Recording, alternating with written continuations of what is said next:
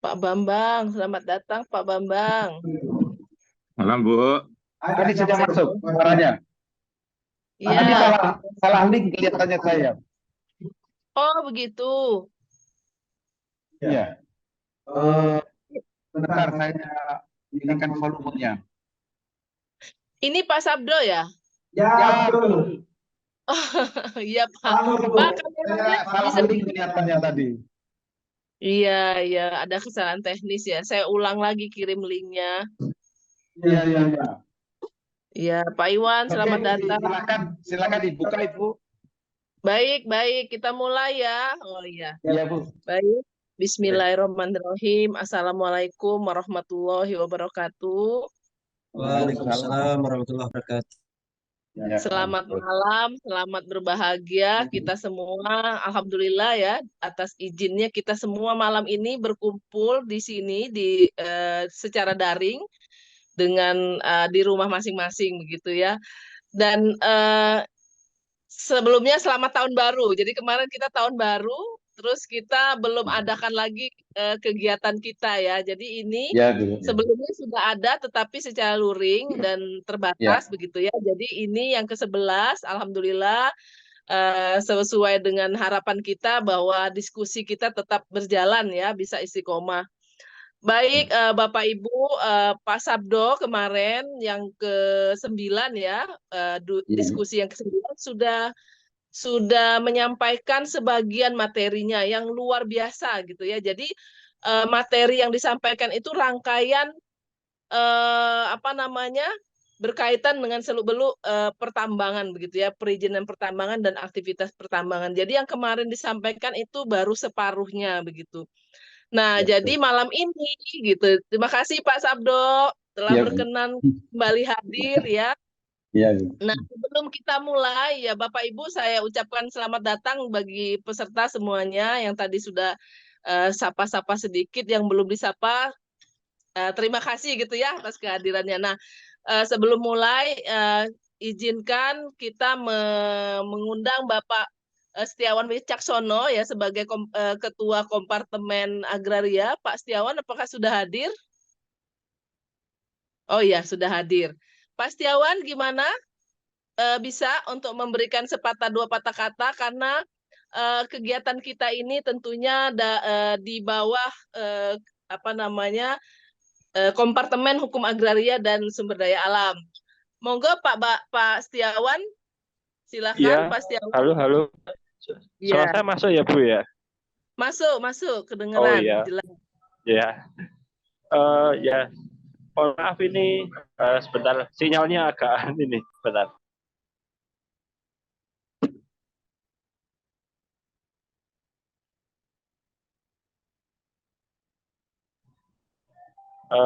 Baik Bapak Ibu, selamat malam Pak Sabdo, Bu Herlinda dan juga peserta yang sudah bersedia meluangkan waktunya untuk mengikuti acara diskusi bagian dimanapun Bapak Ibu berada ya. Saya sendiri juga masih sambil di luar sini, artinya dengan media ini kita sekarang diberi kemudahan untuk mendapatkan ilmu dimanapun dan apapun juga. Mungkin sebagai koordinator kompartemen, tentu yang pertama saya mengucapkan terima kasih kepada Pak Sabdo yang sudah berkenan untuk melanjutkan sebagian, karena kemarin sebagian itu disampaikan pada akhir bulan Desember. Di awal tahun ini semoga ini menjadi langkah yang baik dan bermanfaat bagi kita semua dan dapat dilanjutkan dengan diskusi-diskusi lainnya. Amin.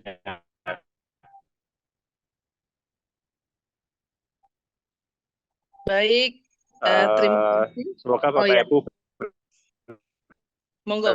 mengikuti yang saya sampaikan, Bu Linda, Pak Sabdo, dan Bapak Ibu lainnya. Terima kasih, selamat berdiskusi. Ya. Sama-sama, terima kasih Pak Setiawan sebagai koordinator kompartemen. Selanjutnya, ini kita mulai saja Pak Sabdo. Ya, Bu.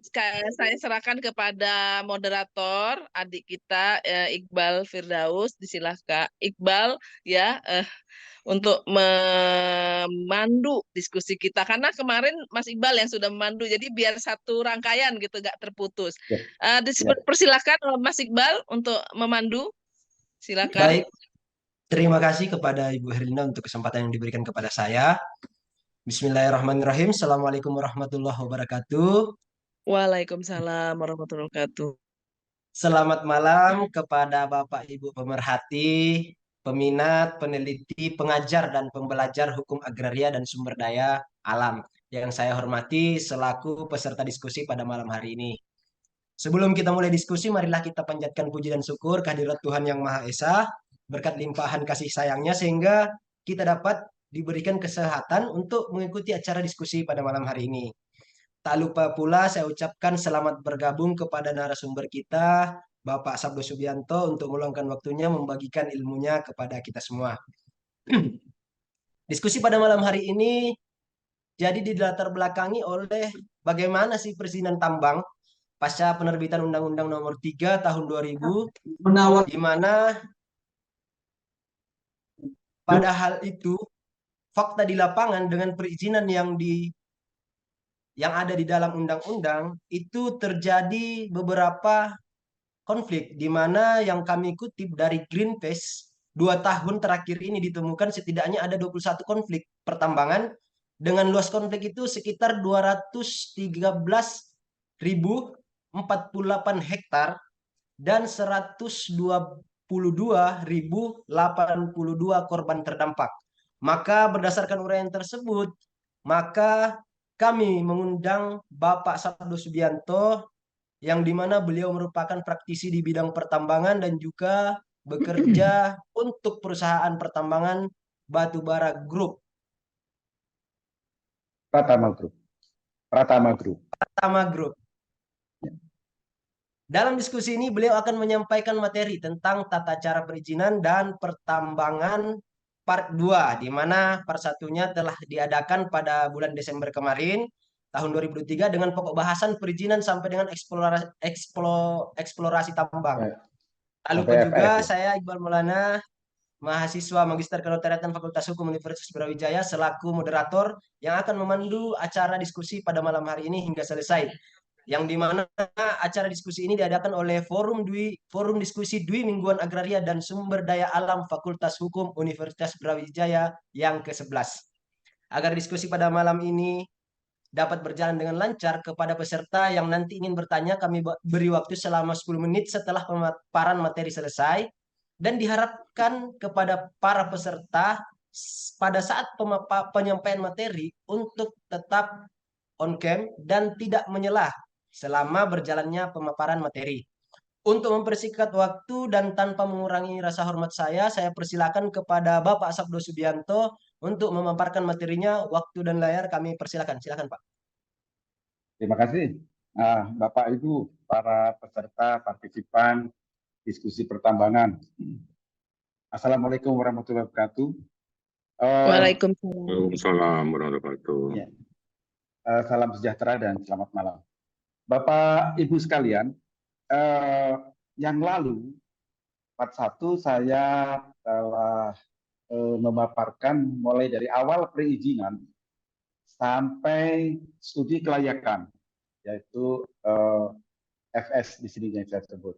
Nah, saya akan mengulang sedikit di FS supaya nyambung ceritanya masuk ke persiapan penambangan. Kita mulai aja ya dari FS ya.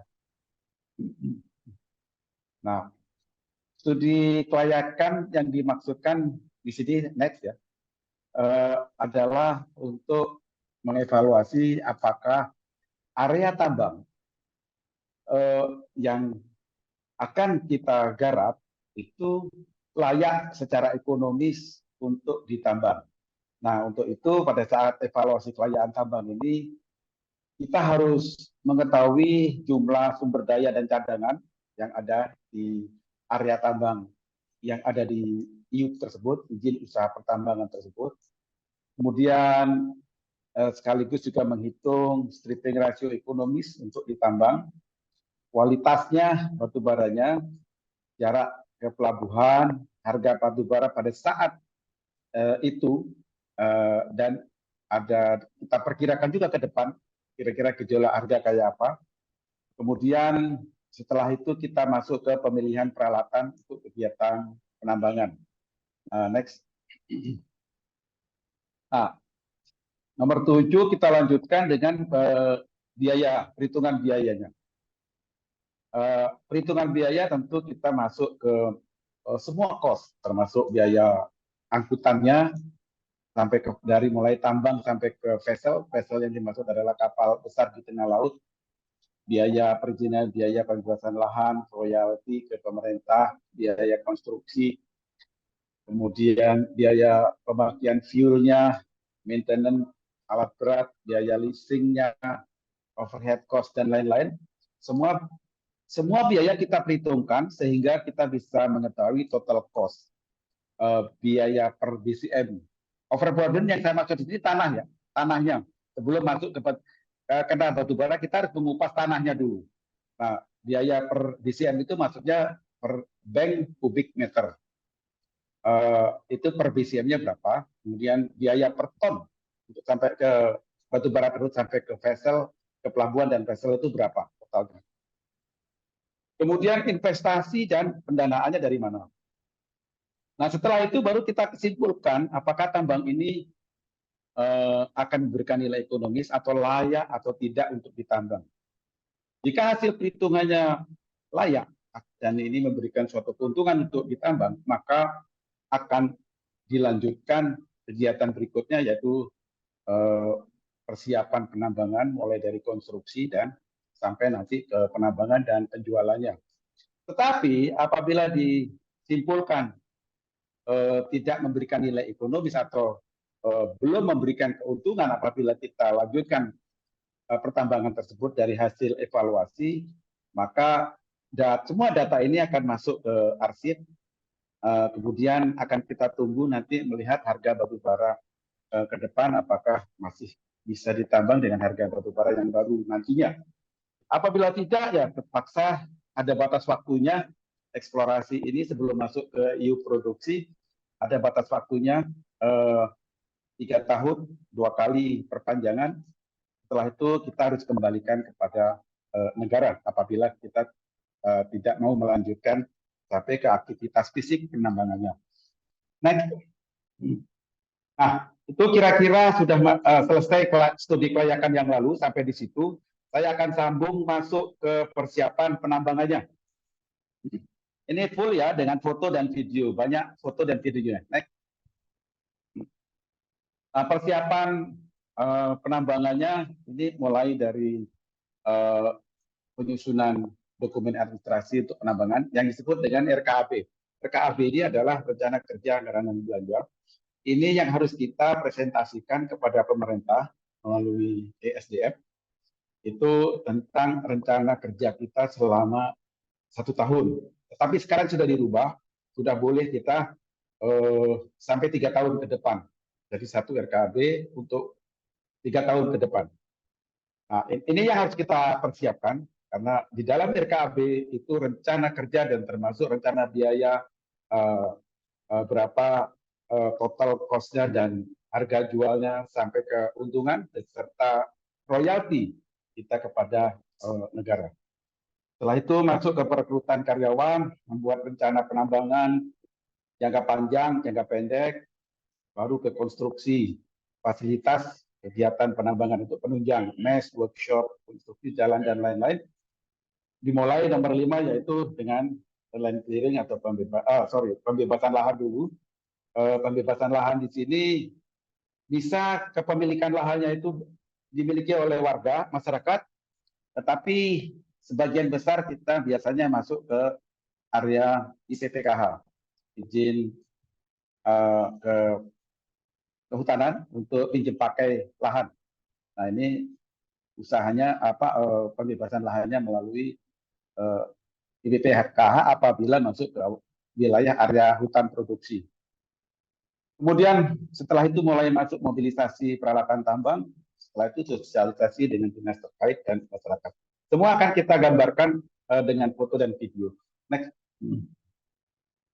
Nah, ini kira-kira alur pertambangannya ya.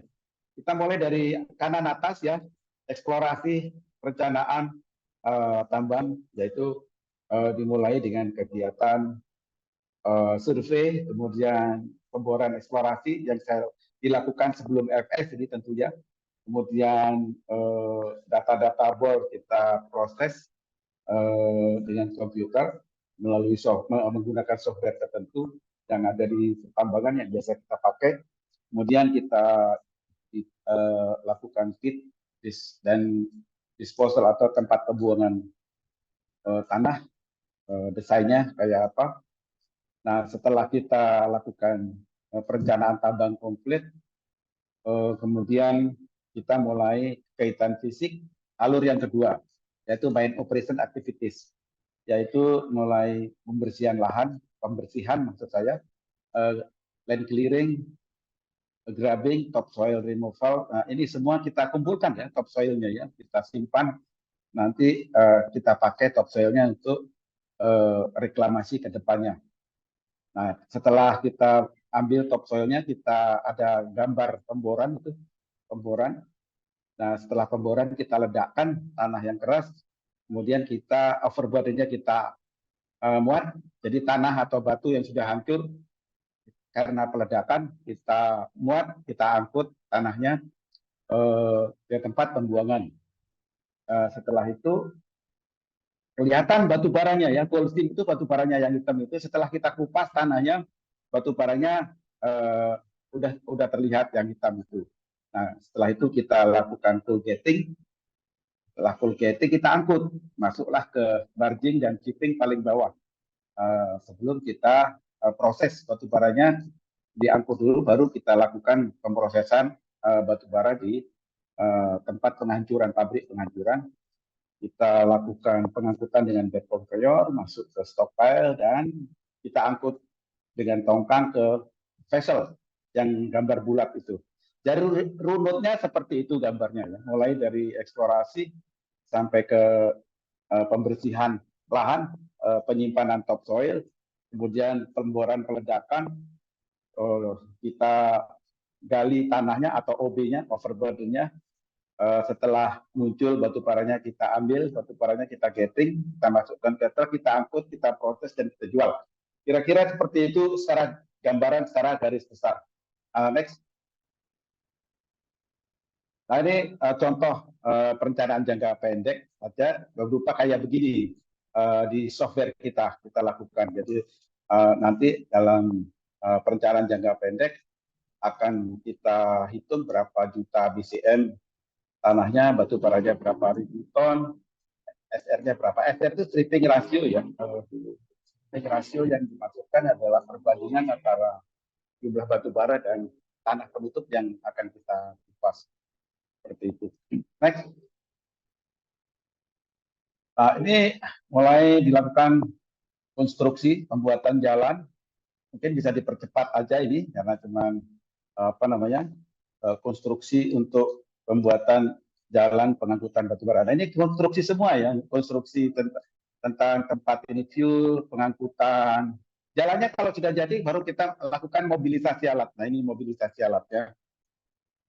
Dari sebentar tadi proses mobilisasi alat dari pelabuhan sampai ke area penambangan. Nah, ini semua kita angkut ke tambang, alat-alat berat yang sudah kita persiapkan dan sudah kita beli, diangkut ya. Percepat aja, next sedikit. Ya, terus ya ini masih masuk ke mobilisasi alat. Ini termasuk mobilisasi alat, kita angkut semuanya sampai ke tambang. Next, lanjut. Nah, sekarang masuk ke proses penambangan. Karena alat sudah masuk, kita mulai proses penambangan, pengangkutan, dan pemasaran. Next. Nah, ini mulai dari tadi saya sebutkan land clearing, ini fotonya tadi gambar saja. Sekarang sudah mulai ada foto land clearing, topsoil removal. Nah, topsoilnya itu kita simpan ya, kita simpan ke stok topsoil itu bagian atas. Kemudian nanti akan kita pakai untuk reklamasi di kemudian hari. Nah ini setelah kita topsoilnya kita ambil, kita drilling blasting maksudnya peledakan di sini. Setelah hancur tanahnya kita gali, kita muat tanahnya. Nah turun ke bawah itu setelah kita buka kelihatan batu baranya. Kalau masih berupa lubang besar nanti ada air kita pompa dan alat workshopnya kita maintenance dan kita repair di heavy equipment workshop. Nah batu baranya kita crushing maksudnya kita hancurkan sesuai ukuran dari buyer atau pembeli. Baru kita angkut barging dan shipping ke laut. Ya, next. Ya, ini hampir sama tapi lebih detail. Yang dimasukkan dengan pemboran tadi adalah ini, yang nomor 3 ini. Kalau yang bank soil tadi sudah kita stok, kemudian kita spreading di disposal, nanti kita tanam lagi. Next. Nah, ini alur dari bekas lubang tambang, kita tutup ya, kita tutup kembali, kita backfill. Setelah kita backfill, kita tata lahannya ya, kita tata lahannya, kemudian kita kasih topsoil, kita tanam cover crop dulu, kemudian sampai ke revegetasi, tanaman pionir dan tanaman lokal sampai ke revegetasi. Jadi bekas lubang tambang itu tidak kita biarkan. Kita punya kewajiban untuk menutup bekas lubang tambang. Semua lubang tambang harus kita tutup. Kemungkinan besar hanya ada satu lubang tambang nanti terakhir yang akan terbuka karena tidak ada material untuk menutup lubang tambang itu lagi. Next.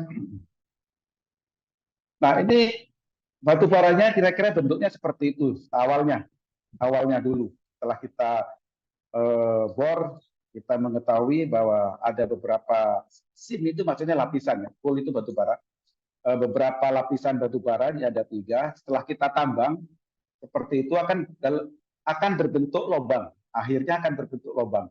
Lubang inilah setelah kita ambil batu baranya, lubang ini harus kita tutup kembali.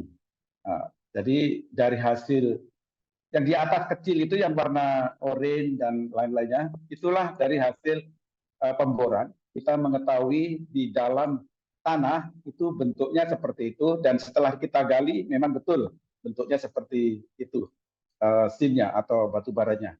Jadi sebetulnya kita main desain itu atau desain tambang itu adalah memvisualisasikan batu bara yang ada di dalam bumi, yang ada di dalam tanah ke dalam bentuk desain tambang yang kita harapkan 90 atau 90% bentuk dari plan itu batu baranya akan sama atau mendekati kenyataan yang ada di tambang. Walaupun batu bara itu berada jauh di dalam bumi. Next. Nah ini juga operasinya seperti itu, drilling pemboran, kemudian peledakan, akan kita ledakkan, kita angkut tanahnya. Nah ini lubangnya sebelah kanan bawah inilah bekas tambangnya, lubangnya akan seperti ini, nanti kita tutup lagi. Next. Kita akan kasih visualisasi video ya supaya ada gambaran video tambang ya. Jadi saya akan percepat.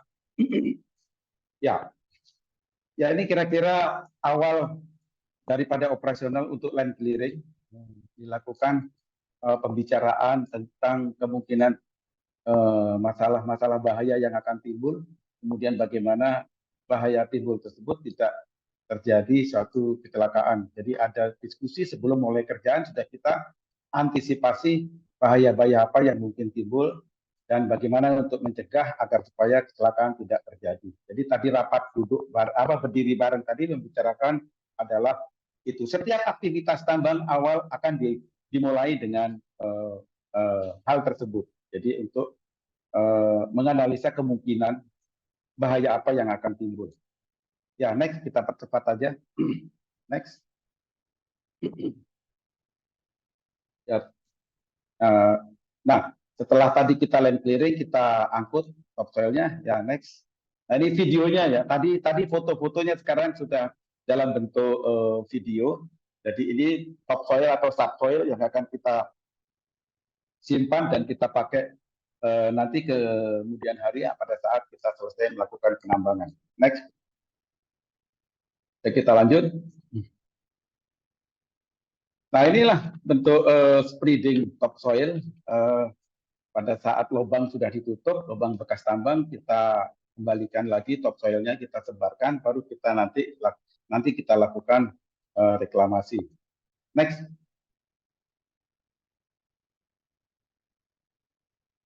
Ya, lanjut.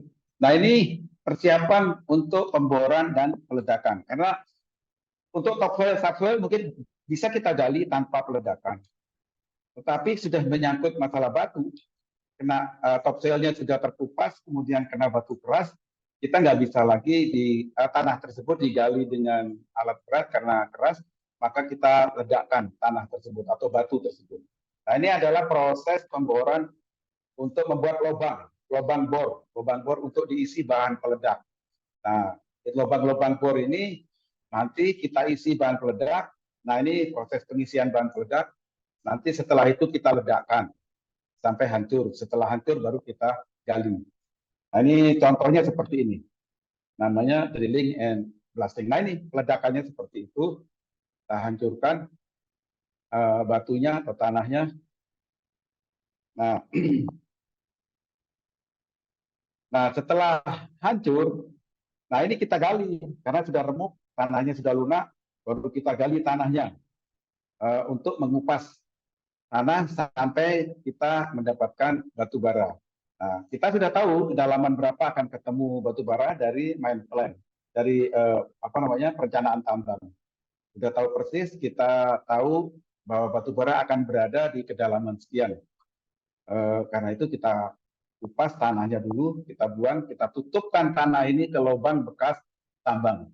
Next.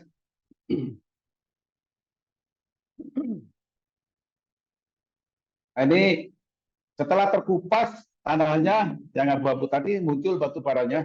Nah, itulah kita sudah ketemu batu bara, kita gali.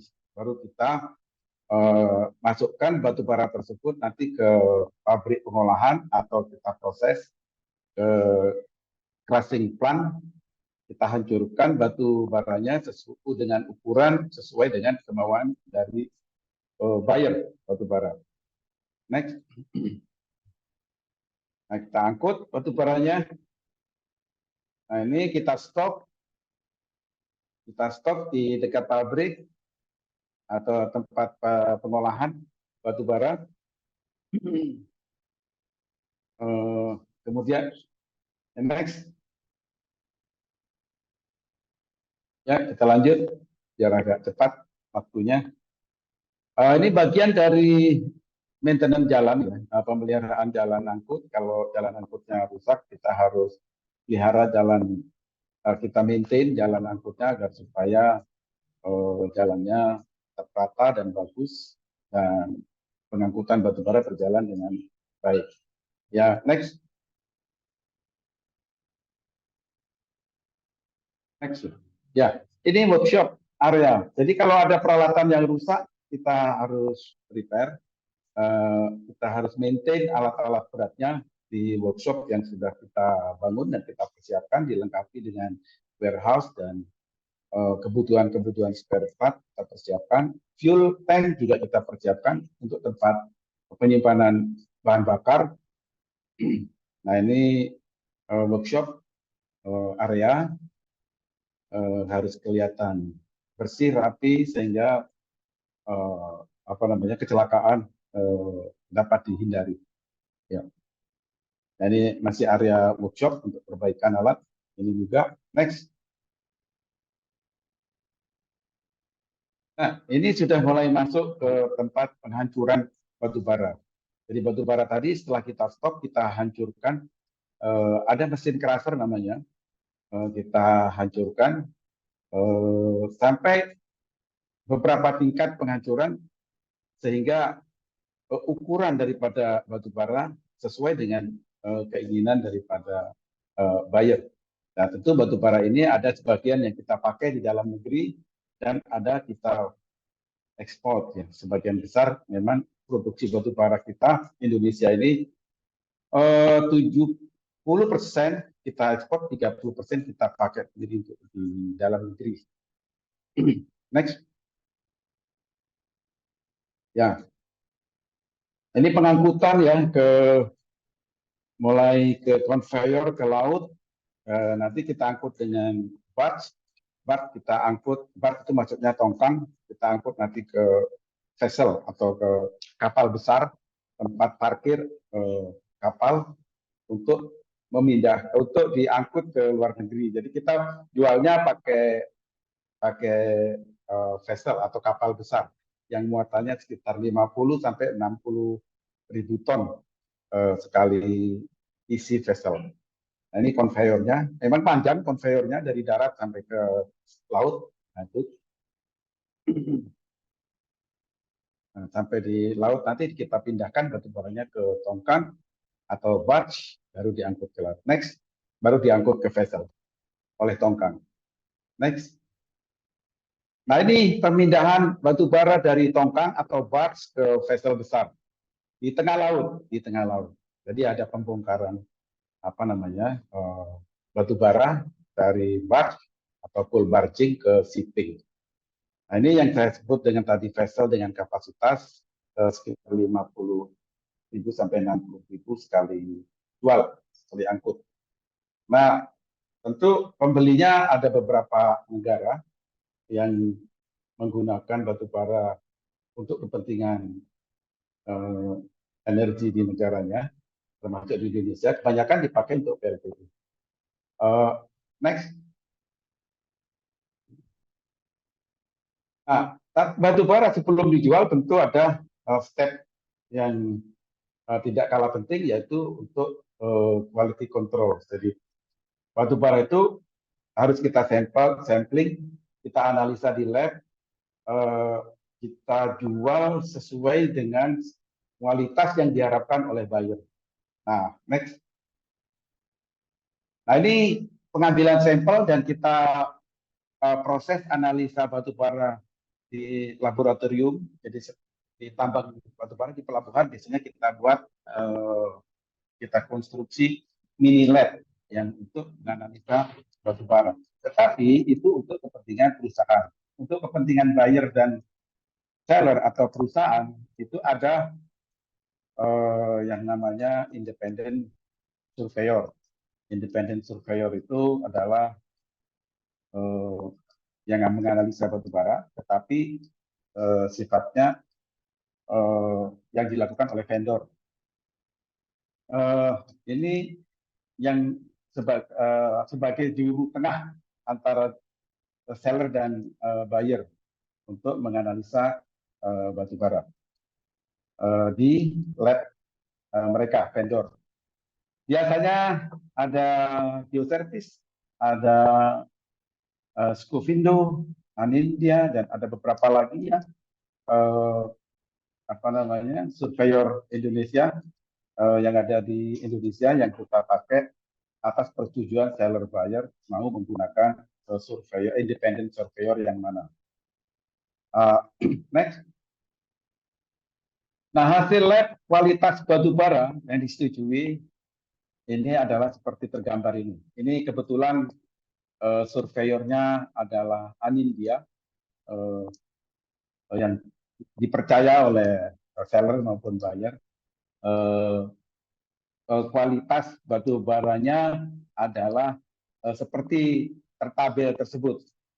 Jadi ada moisture-nya, ada ash content maksudnya abu batu baranya, kemudian ada sulfurnya, ada kalorinya. Jadi yang paling penting buat buyer adalah sulfur, ash, sama kalori. Sebetulnya kita itu menjual batu bara adalah menjual kalori, gitu ya.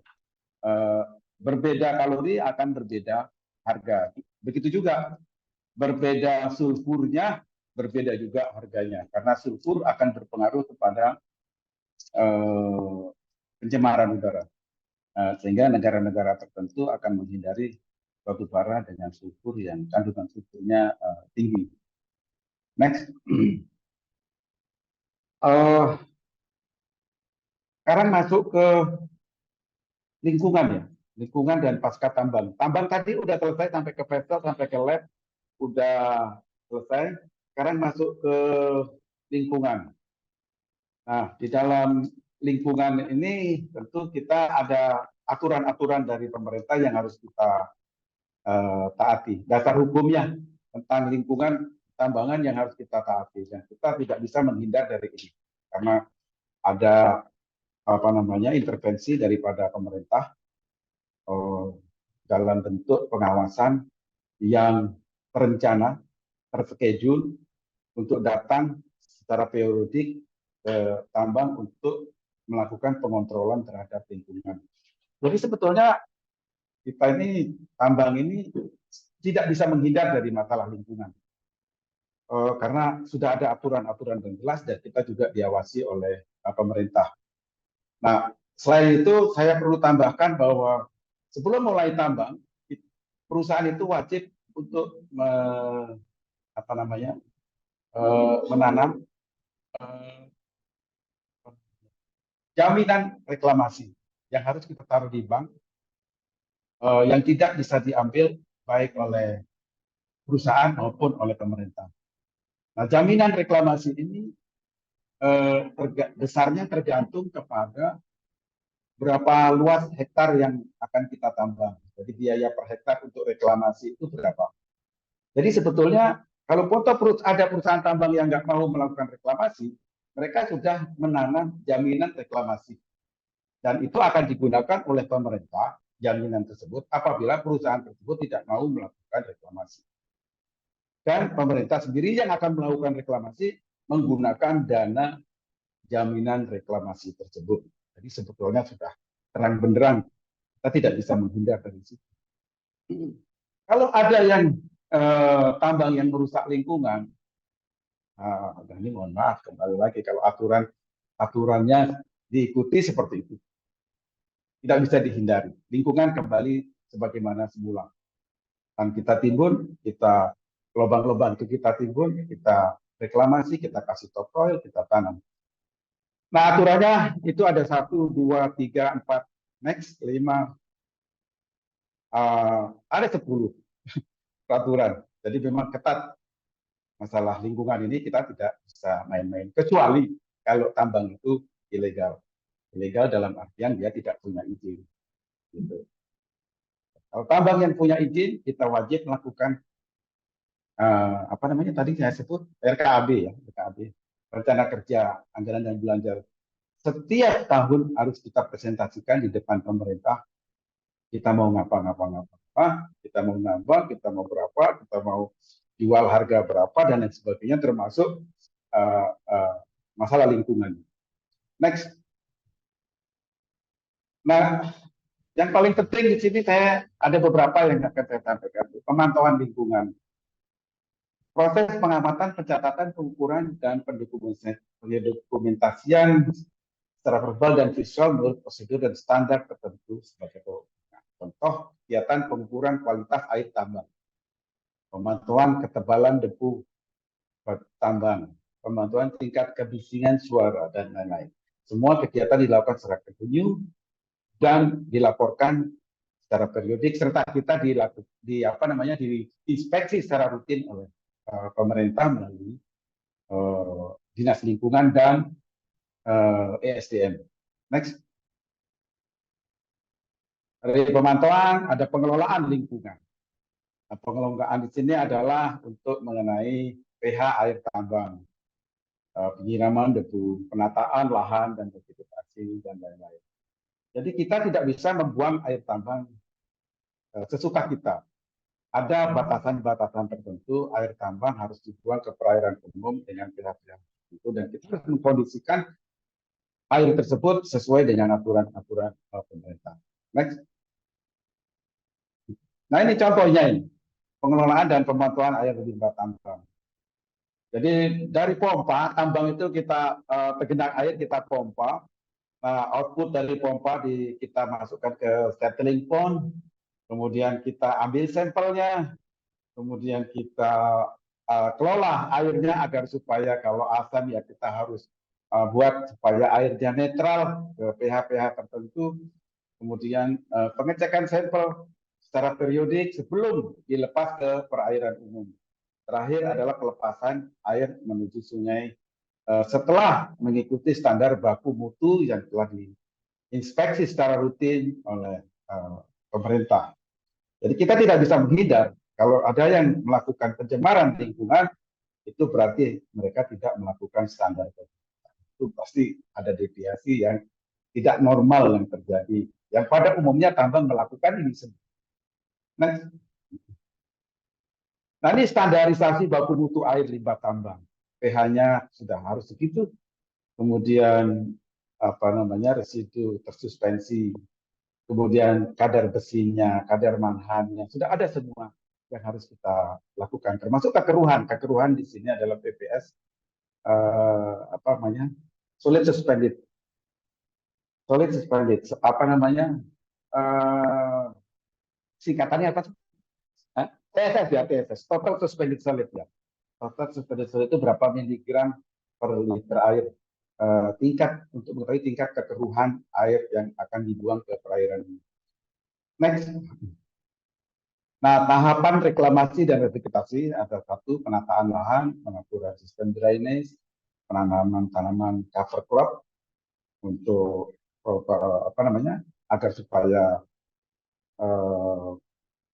tanaman kayu nanti tumbuh subur, penanaman tanaman yang cepat tumbuh, pionir, memulihkan daya dukung tanah, memulihkan ekosistem. Ya, next. Nah, ini gambarnya. Tadi semua dalam bentuk verbal. Ini sekarang bentuknya seperti ini, gambar-gambarnya. Jadi mulai ditata lahan itu, tadi saya bilang bahwa bekas tambang tadi harus ditutup. Setelah ditutup dikasih topsoil atau subsoil. Kemudian itu kita punya pembibitan, itu harus punya pembibitan tambang. Semua tambang punya pembibitan. Kemudian kita tanam. Kemudian baru kita pupuk, kita pelihara, dan ujung-ujungnya kembali kepada menjadi hutan seperti yang tertera gambar yang ada di bawah sebelah kiri. Seperti itu rute daripada kegiatan reklamasi tambang. Dan ini setelah kita kembali seperti ini, kita kembalikan ke negara melalui kehutanan dan diinspeksi oleh kehutanan bahwa sudah layak diterima oleh negara, bahwa lahan bekas tambang tersebut sudah direklamasi sesuai dengan standar yang diwajibkan oleh pemerintah. Next. Nah ini juga contoh penataan daripada lahan sebelum dilakukan pembibitan.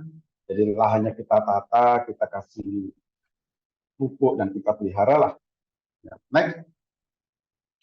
Nah seperti ini tanaman ini awalnya, tanaman perdu awal. Baru nanti kita kasih tanaman yang tanaman kayu keras setelah subur tanah. Next. Nah ini kita masuk ke pasca tambang. Nah, setelah kita reklamasi, memang di dalam AMDAL itu sudah tertera nih pasca tambang ini, yang sudah disetujui oleh pemerintah desa, kecamatan, kabupaten, provinsi. Nah ini kita sudah membuat AMDAL, ada di situ dalam AMDAL ada pasca tambang yang sudah kita sepakati semua bahwa bekas tambang ini nanti mau diapain, gitu. Jangan sampai nanti bekas tambang itu membiarkan area bekas tambang itu membuat sengsara masyarakat. Nah ini tidak bisa karena sudah ada laporan pasca tambang yang sudah disepakati dan dilaporkan kepada pemerintah. Nanti setelah tambang berakhir bentuknya sudah disepakati bersama. Yaitu pasca tambang itu kegiatan sistematis yang berlanjut setelah akhir dan atau sebagian seluruhnya kegiatan usaha pertambangan untuk memulihkan fungsi lingkungan alam dan fungsi sosial. Jadi ada dua, memulihkan fungsi lingkungan alam dan fungsi sosial menurut kondisi lokal di seluruh wilayah penambangan, izin usaha wilayah pertambangan tersebut. Nah, ini keterangannya adalah secara garis besar mengenai penanganan, pengurangan, dan pemutusan hubungan kerja, bimbingan, dan bantuan untuk pengalihan pekerjaan bagi karyawan. Nah, ini kira-kira pasca tambang nanti sebagian ya, ada yang setuju dari masyarakat untuk dibuat ladang perikanan, ya kita buatkan di pasca tambang itu untuk keramba-keramba gitu ya. Ada yang pengen berkebun nantinya, ya kita buatkan kebun seperti itu. Next. Nah, ini ada juga sebagian yang minta tempat wisata. Kita buatkan tempat wisatanya, kita tata seperti itu. Ada juga yang minta sebagai sumber air bersih. Nah, satu lubang terakhir inilah yang tidak bisa kita tutup, yang nantinya akan kita jadikan seperti ini. Biasanya mereka minta sumber air bersih, baru kita buatkan, baru kita proses penjernihan air sampai instalasinya, dan kita buatkan kayak semacam keran, tempat-tempat tertentu kita buatkan bangunan keran untuk menampung air dan masyarakat bisa mengambil air di tempat tersebut. Tapi kita proses airnya agar supaya air yang keluar sudah tidak asam lagi. Ada proses penjernihan yang kita persiapkan. Biasanya masyarakat kita meminta sumber air bersih satu lubang yang disisain untuk itu. Tapi ada juga yang minta tempat wisata. Next. Nah, ada kegiatan CSR atau program pengembangan dan pemberdayaan masyarakat. Nah, ini juga kita presentasikan kepada pemerintah bahwa desa, kecamatan, kabupaten itu ada program untuk pengembangan dan pemberdayaan masyarakat yang kita bagi biasanya itu pendidikan, kesehatan, atau aktivitas peningkatan kegiatan ekonomi, kemandirian ekonomi, dan sosial dan budaya. Nah, ini kita sudah sepakat dengan masyarakat dan sudah kita presentasikan ke pemerintah bahwa untuk pendidikan ada beasiswa, bantuan tenaga pendidik, bantuan sarana, ya seperti ini saya ini. Kalau ada yang minta bantuan untuk pendidikan untuk adik-adik pengen tahu tentang tambang, ya kita kasih gitu ya, kita kasih untuk agar supaya mereka sejak dini sudah tahu bahwa tambang itu kayak begitu. Kalau kesehatan ya ada perbaikan puskesmas, tenaga kesehatan, kita training dan lain sebagainya. Yang penting kita ini program-program ini sudah kita presentasikan ke pemerintah dan ada dananya atau budget yang sudah kita budgetkan dan dipantau oleh pemerintah agar supaya ini bisa terrealisasi sesuai dengan rencana yang sudah kita sepakati bersama. Next. Nah, ini contoh-contoh kegiatan pengembangan pemberdayaan masyarakat yang memang ada. Kita kasih beasiswa, gedung sekolah perbaikan, dan bangku-bangku, kemudian jalan, infrastruktur dan sebagainya ya. Nah, kita lakukan itu. Next. Sudah 8:30. Nah, kegiatan ini yang saya sebutkan tadi, bantuan sarana air bersih. Nanti kita buatkan keran di sini dengan masyarakat bisa mengambil air bersih di tempat tersebut. Ada juga yang pengembangan perekonomian masyarakat melalui bantuan bibit pertanian, pelatihan penanaman, UMKM, perbengkelan. Ini semua kita ajarkan ya, kita ajari ya. Kita punya departemen khusus untuk ini pengembangan dan pemberdayaan masyarakat yang menangani tentang ini semua. Next. Nah, ini sekarang saya masuk, sudah selesai tadi pasca tambang dan pemberdayaan masyarakat, kita masuk ke tingkat produksi dan manfaat batubara Indonesia. Masih ada waktu kira-kira 15 menit lah, ini saya mau cepat aja nih. Ya, next. Nah, ini berhubungan dengan teman-teman mahasiswa bahwa di pertambangan itu kita membutuhkan tenaga-tenaga ahli ya. Nah, mungkin belum banyak yang tahu bahwa di pertambangan itu membutuhkan sarjana teknik pertambangan, geologi, geodesi, teknik mesin. Teknik mesin ini digunakan kita pakai untuk di workshop ya di daerah perbengkelan, perbaikan alat-alat berat, perbaikan pabrik-pabrik. Ini kita butuh teknik mesin, teknik elektro juga. Apalagi teknik lingkungan itu kita perlukan. Teknik kimia kita perlukan di lab ya. Kita ada laboratorium untuk menganalisa batu bara. Kalau teknik sipil udah pasti kita perlukan untuk konstruksi bangunan dan jalan. Apalagi sarjana ekonomi, hukum, dan psikologi. Kalau psikologi kita biasanya untuk HRD. Jadi di perusahaan pertambangan ini pada umumnya membutuhkan tenaga-tenaga seperti ini. Jadi jangan ragu-ragu kalau adik-adik mahasiswa begitu lulus pengen masuk ke pertambangan, inilah tenaga-tenaga inilah yang dibutuhkan. Dan biasanya di perusahaan pertambangan itu ada tenaga-tenaga ini. Semua ini ada tenaga ini. Next. Ya. Next. Nah, sekarang saya masuk ke masalah apa namanya, energi yang kita gunakan sekarang ini di tahun 2022 ya. Di Indonesia. Jadi posisi energi dominates yang ada di Indonesia. Masih mix ya. Mix itu artinya masih campuran. Batu bara 42% masih kita pakai tahun 2022 ini. Batu bara. Natural gas 14%, oil masih 31,4%, NR itu new renewable energy. Nah, itu masih 12,5%. Jadi masih sedikit. Nanti ke depan coal, natural gas, oil ini akan berkurang dan energi bersih akan meningkat. Untuk sementara ini tahun 2022 baru seperti itu.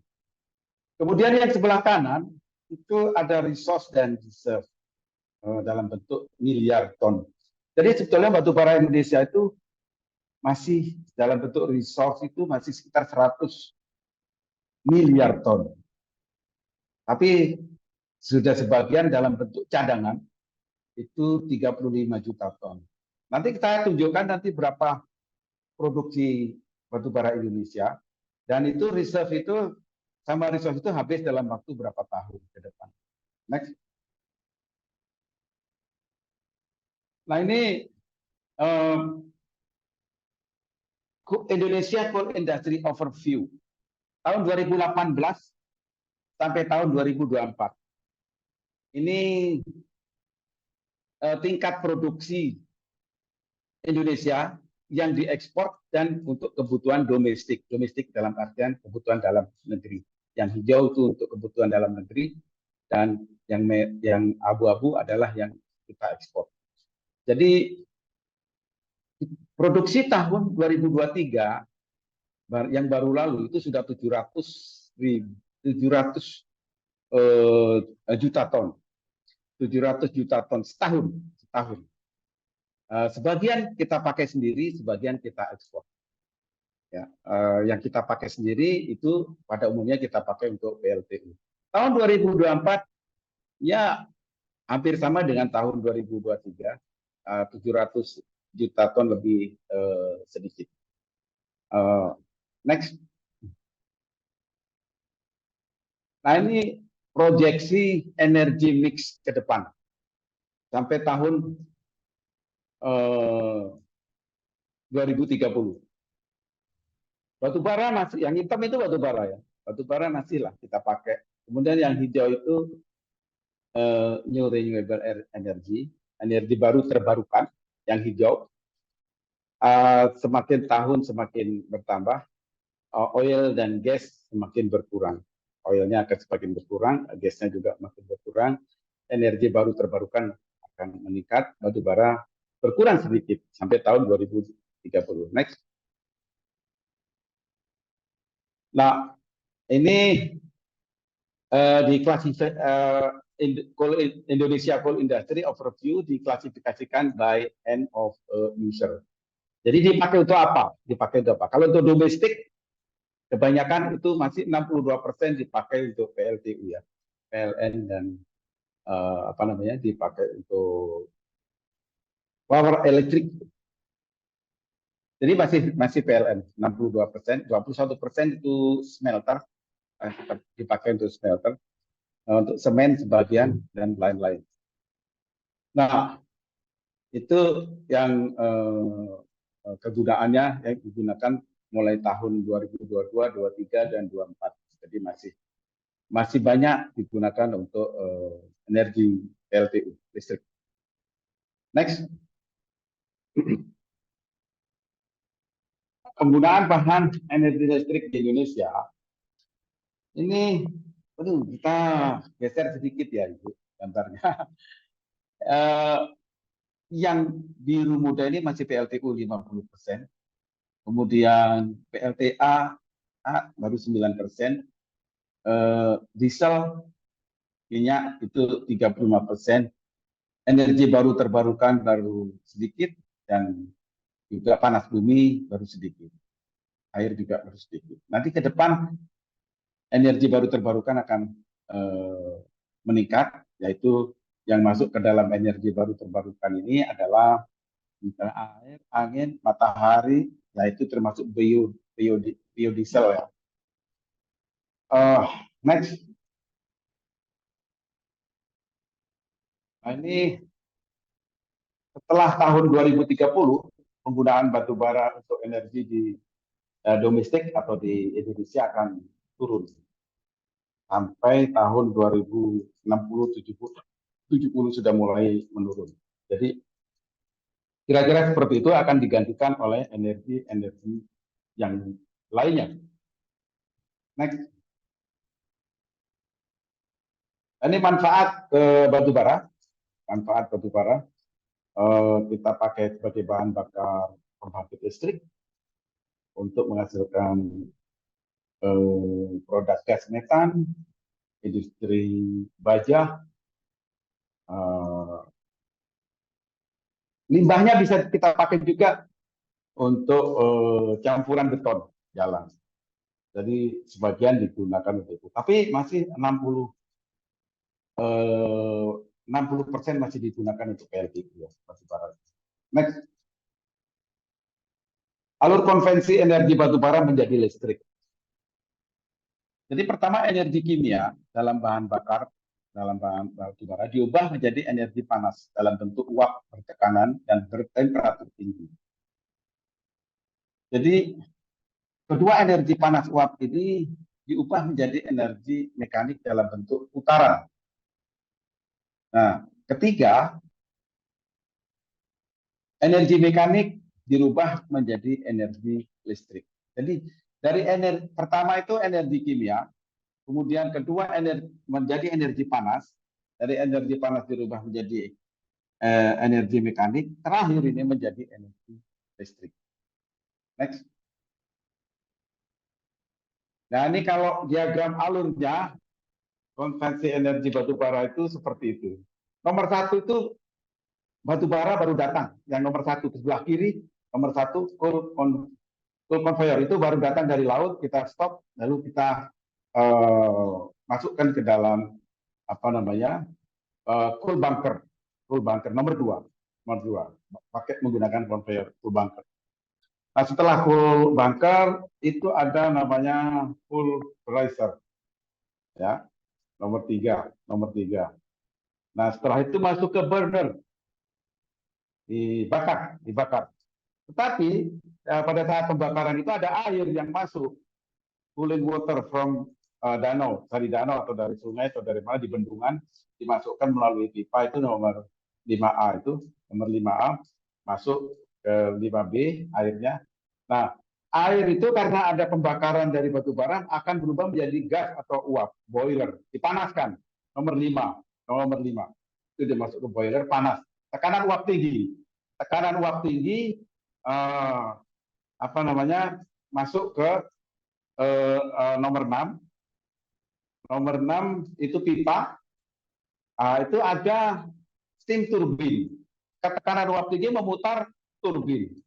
Nah, dari turbin itu masuk di-connect turbinnya itu dengan generator, jadilah listrik. Jadi sebetulnya batu bara itu digunakan untuk memanaskan air. Air akan dipanaskan menjadi uap bertekanan tinggi sehingga dapat memutar turbin, menggerakkan turbin tadi yang berputar menggerakkan generator, generator berubah menjadi energi listrik. Dan ini pada umumnya ya sebagian besar dilakukan oleh perusahaan-perusahaan asing juga boleh, tapi tetap harus menjual listriknya ke PLN dan PLN yang menyalurkan ke masyarakat untuk dijual ke masyarakat. Karena dijual ke masyarakat itu ada beberapa, yaitu ada yang dapat subsidi, ada juga yang tidak, tergantung kepada keadaan perekonomian masyarakat atau memakai berapa berapa watt listrik yang akan kita pakai. Semakin tinggi kebutuhan kita di rumah, semakin mahal harganya. Next. Nah, PLTU dapat menghasilkan jumlah emisi CO2 yang signifikan, yang berkontribusi pada perubahan iklim global dan pemanasan global. Coba kita satu slide mundur. Nah, ini nomor 5C ya. Ini ada emission control. Saya lupa menjelaskan tadi. Jadi sebelum kita buang itu gasnya, ada emission control nomor 5C. Sehingga kita sebetulnya tidak boleh membuang gas dengan kondisi karbon dengan kondisi uap yang dikeluarkan atau gas yang dikeluarkan dari hasil pembakaran juga harus terkontrol oleh emission control tersebut. Sehingga seharusnya tidak membuat gas buang yang membahayakan. Seharusnya sudah terkontrol di situ karena ada kontrol. Ya, next tadi kembali. Nah, tadi itu ya memang ini PLTU dapat menghasilkan, tetapi kita punya kewajiban untuk mengontrol dengan alat tadi itu. Next. Nah, saya masuk ke harga produksi. Nah, ini kan pembangkit listrik nih. Kita jualnya dalam harga produksi per kWh. Lihat ini kalau kita menggunakan diesel, minyak, itu harganya masih sekitar 4.750-an lah. Kalau kita menggunakan solar, diesel. Itu per kWh-nya, per kWh dalam. Kalau kita lihat ke bawah, paling murah masih tenaga surya. Nah, 870. Sorry, itu ada 438 itu air. Murah itu. Batu bara ada sekitar 1050. Ini berdasarkan harga acuan produksi listrik tahun 2020. Jadi kenapa kita menggunakan batu bara? Nah itu harganya cuma 1.000 per kWh, 1.000 rupiah per kWh. Jadi kalau kita dijual ke rumah-rumah itu harga 2.000 berarti kita mensubsidi. Kalau harga rumah-rumah sederhana atau rumah RSS ya, mungkin yang 900 watt gitu, mungkin mereka dapat subsidi dari pemerintah. Harganya tentu dikasih harga murah. Nah, kalau kita lihat ini, energi baru terbarukan, tenaga surya dan air, masih lebih murah. Dan ke depan tentu akan mengarah ke situ. Cuma mengganti energi ini tidaklah semudah seperti membalik telapak tangan. Tahapan-tahapan yang rumit. Begitu. Panas bumi, ya itu juga hampir-hampir sama dengan batu bara, termasuk murah juga. Dan belum, cadangannya banyak di Indonesia belum diproses. Sekarang mulai panas bumi sudah mulai menggeliat. Next. Nah ini penerimaan negara, bukan pajak, dari sektor pertambangan tahun 2019 sampai tahun 2023. Ini dari royalti negara. Itu mencapai 300 triliun untuk tahun 2023. Itu besar, gitu ya. Dan ini masuk ke RAPBN. Nanti RAPBN dibagi lagi ke tiap provinsi untuk kegiatan masyarakat. Itulah yang kita bunyi daripada pasal 30 Undang-Undang Dasar 45 pasal 33 ya, bumi, air, dan kekayaan alam yang terkandung di dalamnya manfaatkan sepenuhnya untuk kepentingan kemakmuran masyarakat. Dan itu betul dalam bentuk royalti ini yang kita harus bayar kepada negara. Next. Izin Ini untuk harga bisa batu bara persingkat, Pak. Indonesia. Ya, kita tinggal sedikit, mungkin tinggal satu slide. Tinggal ini mungkin slide Baik. terakhir. Harga batu bara Siap. ini terbagi menjadi 5. ICI 1, 2, 3, 4, 5. Nah, tadi saya sebut bahwa kita jual batu bara itu jual kalori. 6.200 kalori tertinggi, terus ke bawah sampai kalori 3.400. Di Indonesia cadangan yang banyak yaitu D dan E. Itu sekarang ini yang A sampai C sudah mulai berkurang, sudah tipis cadangannya, yang banyak D dan E. Kira-kira harganya seperti itu. Ini untuk ekspor ya, ini untuk ekspor. Next. Nah, terima kasih. Sudah selesai, ngepas saya kira waktu saya. Terima kasih Pak Iqbal, Ibu Herlinda. Wassalamualaikum warahmatullahi wabarakatuh. Waalaikumsalam warahmatullahi wabarakatuh. Baik, terima kasih untuk pemaparan materinya. Jadi pemaparan materi secara lengkap tadi sudah disampaikan oleh Bapak Sabdo Subianto. Pemaparan tersebut tentunya akan bisa merangsang kita untuk bisa mengetahui dan memberikan pertanyaan terkhusus yang tadi bisa saya garis bawahi, di mana pasca tambang ini atau rehabilitasi lahan-lahan yang pasca tambang. Namun sebelum kita masuk ke sesi tanya jawab, kami berharap dan mengundang kepada Bapak Sarjita, Pusat Studi Agraria dan Tata Ruang Sekolah Tinggi Pertanahan Nasional untuk memberikan pendapatnya berkaitan dengan tema diskusi kita pada malam hari ini. Kami mengundang kepada Bapak Sarjita untuk memberikan sepatah dua kata. Waktu dan tempat kami persilakan.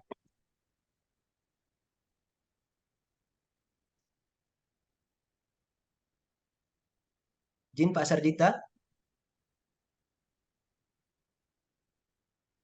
Mas Iqbal? Siap. Oh ya, itu Pak Sarjita sudah aktif. Izin, monggo Pak.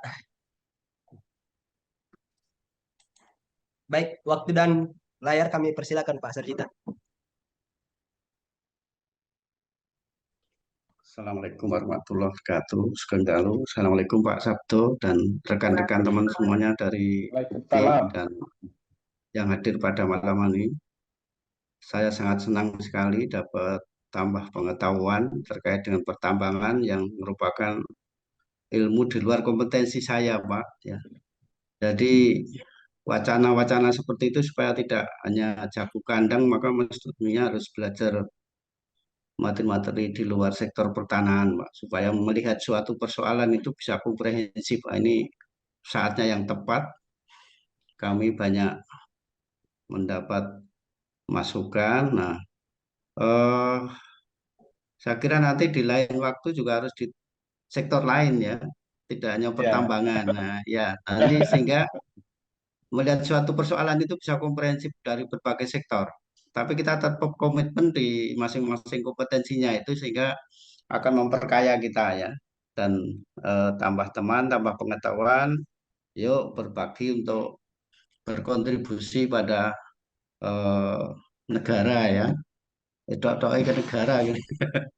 Terima kasih Pak Sabdo. Itu ada beberapa pertanyaan saya itu yang mungkin saya penasaran ini karena kami tidak mengikuti perkembangan di lapang, apakah dengan ketentuan baru di PP 18 sama Permen 18 2021 tentang HPL atas tanah, sarusun, dan pendaftaran tanah itu di pasal 112-nya itu ada mengatur hak pakai. Hak pakai yang di ayat 3-nya itu huruf D untuk non pertanian itu keperluan penggunaan untuk migas dan minerba itu kok diberikan hak pakai.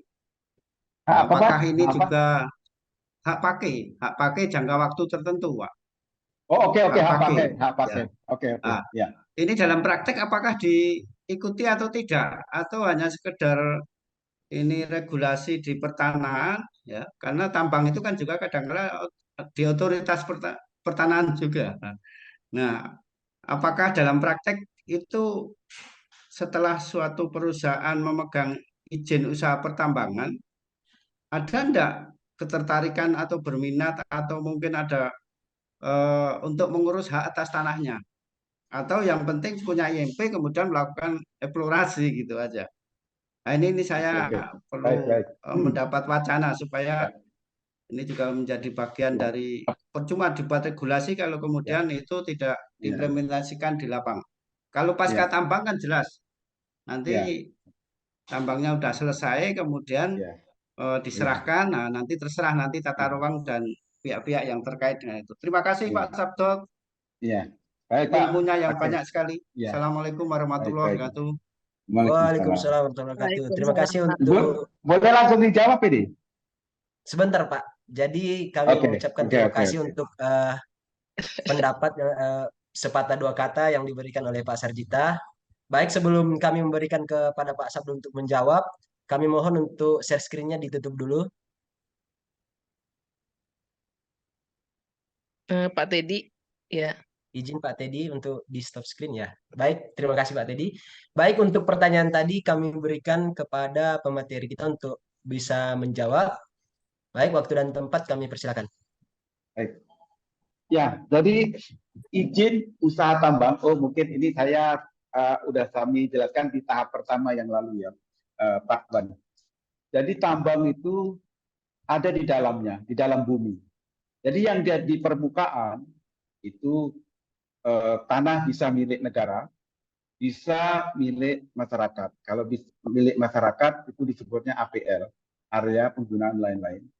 Kalau tanah milik negara biasanya masuk ke dalam wilayah hutan produksi atau hutan-hutan yang lainnya itu milik di atas permukaannya. Sementara pemegang izin itu boleh menggarap apa namanya bahan tambang yang ada di dalam tanah. Gitu.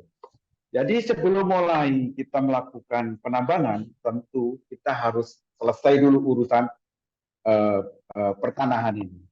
Nah, urusan pertanahan kalau masuk area APL di luar punya negara atau di luar punya kehutanan, kita langsung bernegosiasi dengan masyarakat harga-harganya. Jadi itu lebih simpel tanpa melalui apa namanya bersinggungan dengan pemerintah karena itu hak daripada masyarakat. Nah, itu lebih mudah. Tetapi reklamasi tetap kita lakukan sesuai dengan aturan-aturan pemerintah. Memang kadang-kadang agak sedikit bermasalah dengan masyarakat pengennya ditanam apa, kemudian pemerintah pengen kembali menghutan, tidak sama karena itu lahannya masyarakat. Nah, sebagian besar tambang itu masuk wilayah hutan, hutan lindung, hutan produksi atau hutan yang lain. Nah, itu kita wajib melakukan pengajuan permohonan izin pinjam pakai kawasan hutan. Nah, itu ke dinas perhutanan. Jadi kita tidak bisa langsung nambang atau ngebor atau apa, nggak bisa. Harus melalui perizinan apabila itu memang lahan area tersebut atau lahan tersebut untuk apa dimiliki oleh pemerintah. Nah, tadi kalau hak pakai itu saya tambang ini melalui PPKH tadi kalau itu milik negara. Kalau hak pakai yang dimaksudkan di sini HGU itu biasanya digunakan hak guna usaha untuk di luar tambang, untuk kelapa sawit, untuk hutan hutan kayu industri, untuk pulp, ini biasanya HGU. Kalau tambang kita tidak mengenal HGU, kita justru kalau tambang tersebut berada di area HGU, kita harus bernegosiasi dengan pemilik HGU tersebut. Gitu. Karena yang ngurus HGU itu adalah perusahaan di luar tambang. Entah mau digunakan untuk apa. Tapi kalau ada tambang di bawahnya, kami bernegosiasi dengan pemilik HGU.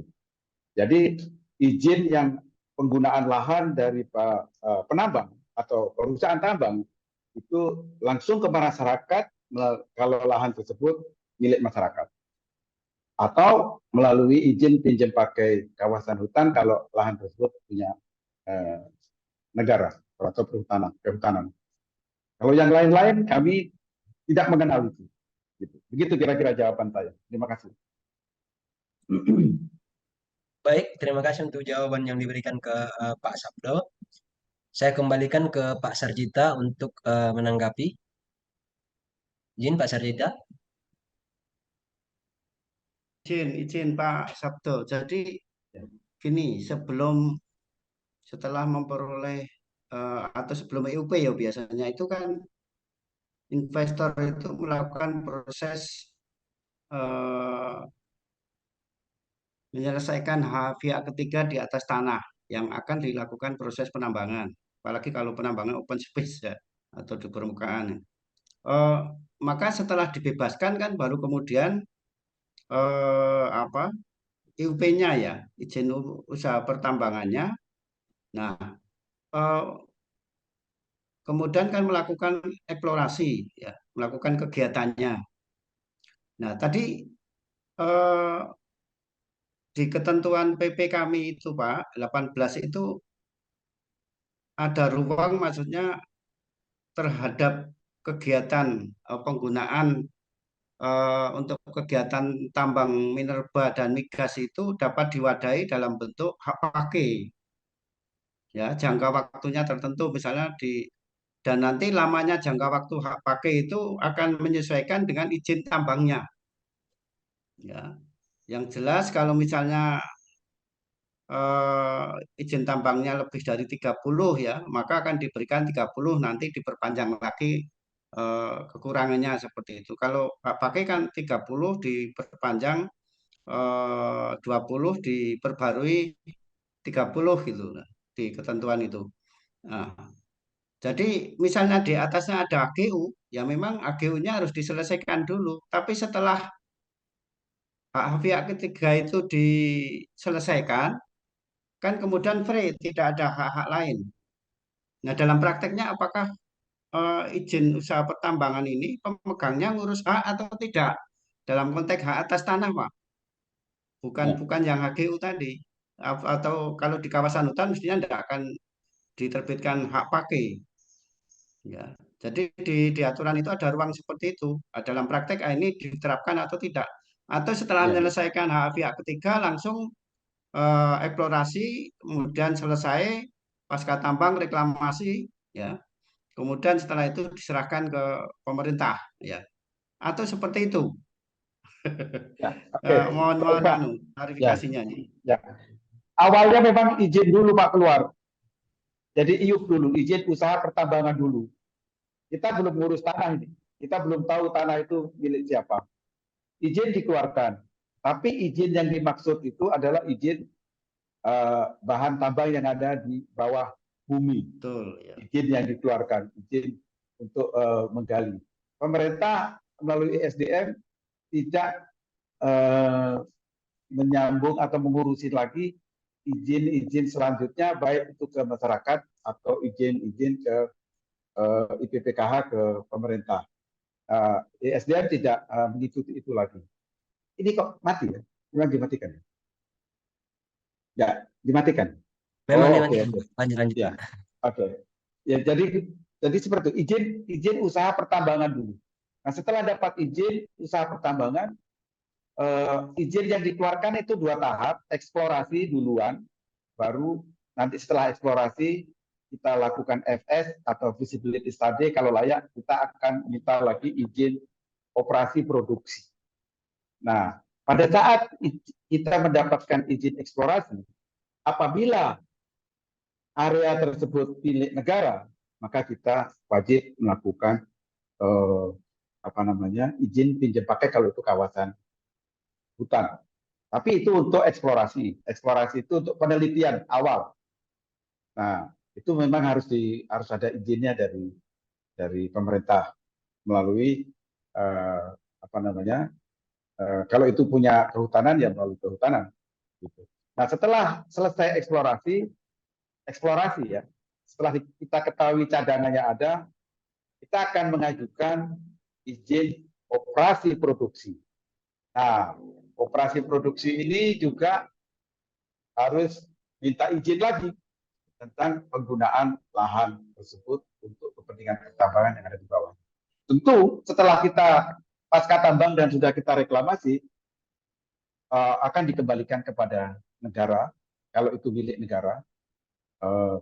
Kalau itu milik masyarakat atau area penggunaan lain-lain, itu akan lahan tersebut akan dimiliki oleh perusahaan tambang karena sudah kita beli ke masyarakat. Tapi kalau milik pemerintah, kita harus kembalikan sesuai dengan agreement dengan pemerintah, kembali dalam bentuk apa? Dalam bentuk hutan atau dalam bentuk yang lain. Kita akan tata lahan tersebut sesuai dengan agreement yang sudah disepakati. Jadi memang betul dikembalikan ke negara kalau memang itu lahannya punya negara. Begitu Pak. Baik, bagaimana Pak Sarjita untuk jawaban yang diberikan Pak Sabdo? Jadi kesimpulannya kalau boleh selama proses eksploitasi ya operasional tambang itu pemegang izin tambang tidak melakukan proses pengurusan haknya ya. Seperti tadi misalnya Tidak, Pak. pakai tidak Tidak. mengurus ya. Tidak. Oh, berarti kan Tidak. aturan di internal ATR BPN itu hanya sekedar bumbu-bumbu manis saja itu.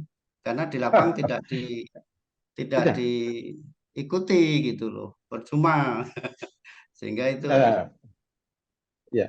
Tidak, Pak. seperti Tidak. itu Pak. Jadi karena di kami ada aturan seperti itu, makanya kami confirm ke lapang implementasinya seperti apa. Ternyata memang tidak ada kewajiban ya untuk mengurus hak atas tanahnya selama proses melakukan penambangan. Kalau pasca kan nanti haknya lain lagi karena sudah bukan hak pakai karena kegiatan tambangnya sudah selesai.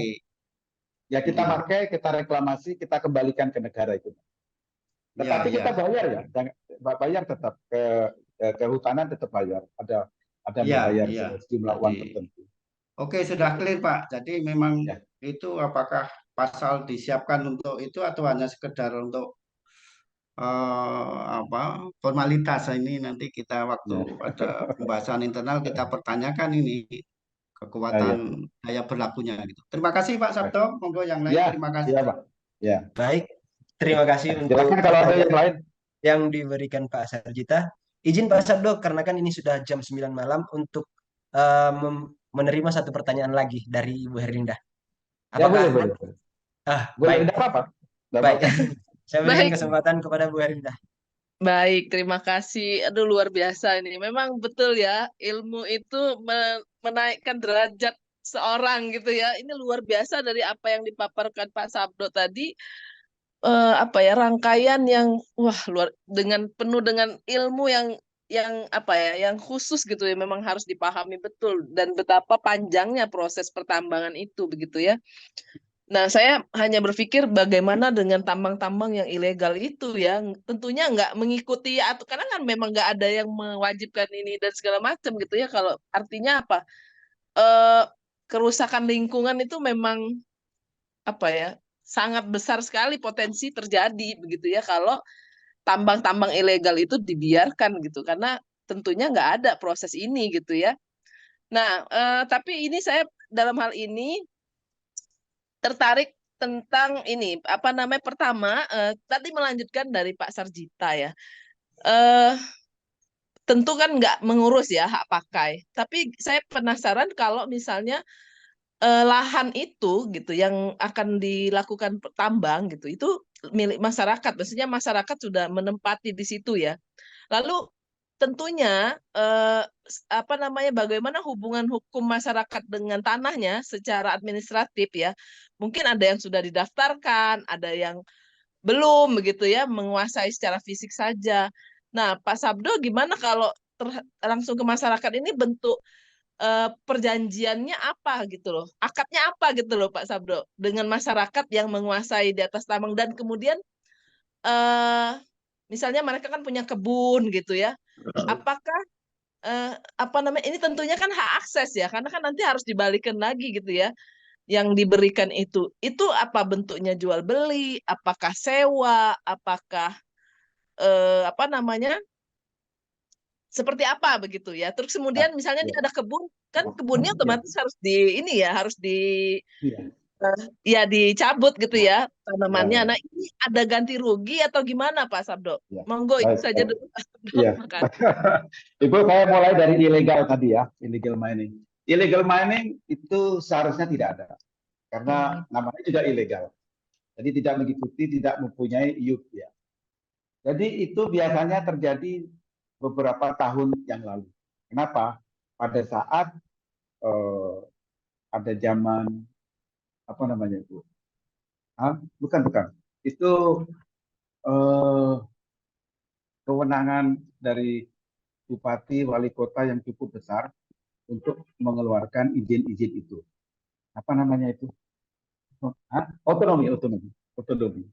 Jadi kekuasaan otonomi yang besar, terlalu besar dulu tahun 2004 ya waktu itu ya, sampai tahun 2015, 16, 16. Nah itu kekuasaan dari daerah itu cukup besar, memang diberi kewenangan untuk mengeluarkan izin. Nah, disitulah banyak terjadi illegal mining. Sekarang, sejak tahun 2019 sampai sekarang, saya yakin tidak akan ada yang berani membuka illegal mining. Karena pasti, kalau sungguh-sungguh ya, tergantung kepada pemerintah tentunya. Tapi aturannya ada, tidak boleh untuk illegal mining. Karena illegal mining itu, ya tadi selain merusak lingkungan, juga tidak membayar royalti ke negara. Jadi dimiliki oleh kelompok orang yang melakukan illegal mining. Itu meresahkan masyarakat. Oke, illegal mining zaman sekarang harusnya tidak ada kalau pemerintah mau serius. Karena memang tidak diperbolehkan secara undang-undang. Kembali ke masalah lahan, kalau APL, tadi kan lahan itu ada dua, APL, area penggunaan lain-lain, sama area wilayah hutan yang dikuasai oleh kehutanan. Kalau APL, itu memang betul Bu, ada beberapa kesepakatan dengan pemilik lahan. Jadi ada yang sistem fee per ton. Jadi kita diminta untuk membayar nggak banyak, nggak besar, tapi fee-nya yang besar ke pemilik lahan. Perjanjiannya tentu ada. Setelah itu kita selesai, kita tutup tambang, kita kasih topel, kita kembalikan kepada masyarakat. Kalau itu sistem fee, kita bayar sejumlah uang tertentu, tapi tidak seharga lahan, katakan cuma 10 juta per hektar, tapi pemilik lahan punya kewenangan mengontrol produksi yang dia dapat fee per ton sesuai dengan agreement berapa ribu rupiah per ton batu bara yang dikeluarkan itu dengan masyarakat. Dengan masyarakat juga bisa jual beli putus. Jual beli putus itu artinya ya sudah dibeli oleh perusahaan, maunya dia dapat duit besar, katakan dengan harga 200 juta per hektar, ya jual beli putus tentu resmi melalui desa, kecamatan, dan nanti oleh perusahaan akan disertifikatkan, dan itu milik perusahaan. Tetapi kewajiban untuk mereklamasi tetap dari pemerintah, karena itu di bawah ISDM. Mereka akan kontrol, walaupun itu lahan milik perusahaan. Gitu. Cuman bahan yang ditanam untuk reklamasi itu sesuai dengan tanaman yang disepakati oleh masyarakat lokal setempat. Tanaman lokal namanya. Kalau tanaman lokal ya bisa tanaman kayu keras atau tanaman yang berbuah, misalnya saja petai atau jengkol gitu, yang banyak di Sumatera orang tumbuh gitu ya kita tanam itu gitu ya. Yang penting akan menghutan kembali. Tapi itu tanahnya milik perusahaan kalau sudah dibeli. Begitu kalau yang milik APL.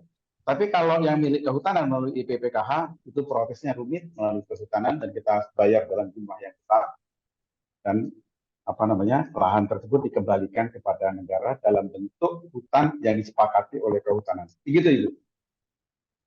Baik Pak Sabdo, dikit lagi ya, Ya, masih penasaran. ya, Tadi ya, khususnya yang skema jual beli putus ya Pak Sabdo. ya, Kan itu kan nanti lahannya jadi milik perusahaan.